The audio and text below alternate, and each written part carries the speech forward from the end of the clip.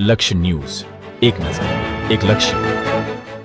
સુરેન્દ્રનગરની પ્રેરણા homes society માનવ મંદિર પાછળ, બચપન સ્કૂલની પાછળ, જીતાન ઉદ્યોગ પાસે જે આ વિસ્તારમાં 10 વર્ષથી સમસ્યા છે. રોડ કાચા છે, સ્ટ્રીટ લાઇટો પણ નથી, પીવાના પાણીની સમસ્યા છે, ભૂગર્ભ કનેક્શન નથી આપવામાં આવ્યા, જેના કારણે અત્યારે પણ હાલમાં આ વિસ્તારના લોકો ત્રાહિમામ થઈ ગયા છે.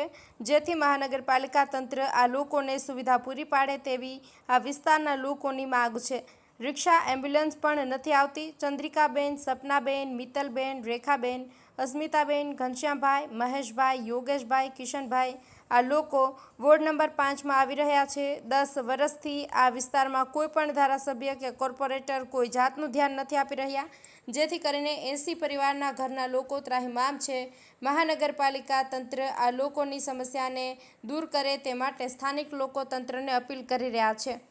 બ્રિજેશ ત્રિવેદી, સુરેન્દ્રનગર.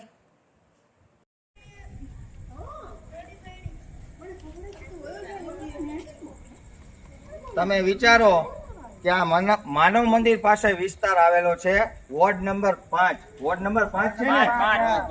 Ward number 5. સોસાયટીનું નામ શું?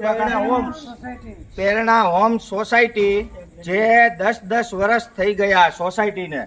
આ લોકો અહીંયા 80 મકાન છે. આ લોકોના આ જાગૃત નાગરિક છે સુરેન્દ્રનગરના.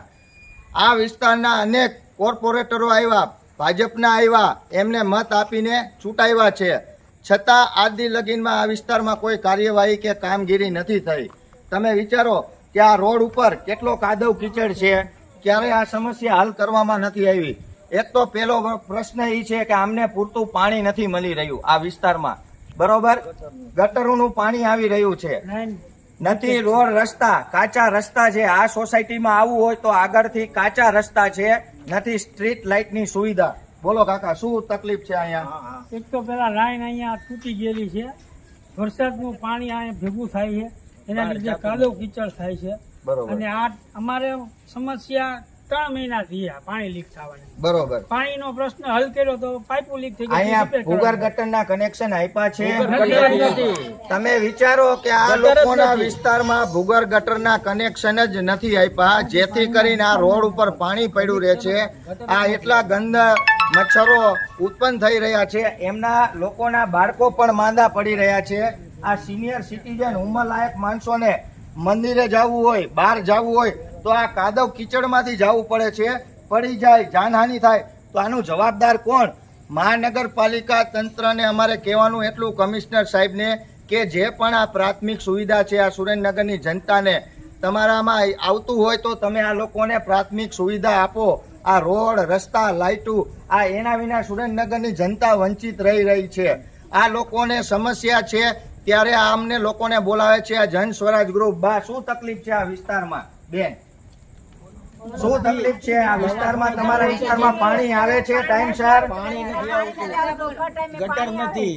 બરોબર, ગટર નથી, પાણી નથી આવતું, ભૂગર્ભ ગટરના કનેક્શન નથી. પછી રાતે તમારે લેડીઝોને આવવું હોય તો કેવી રીતના આવો છો? અહીંયા લાઈટો નથી આ વિસ્તારમાં. બધાનું બોલશો.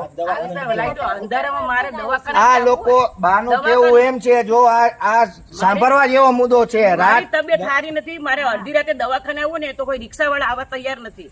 તમે વિચારો કે આ વિસ્તારમાં લાઇટો નથી, કાચા રસ્તા છે. ચોમાસાના ટાઈમે એટલો રોડ ઉપર કાદવ કીચડ થાય છે કે જેથી કરીને રિક્ષા વાળા પણ નથી આવી શકતા, 108 પણ લેવા નથી આવી શકતી દર્દીને. તો આ લોકો જાશે ક્યાં?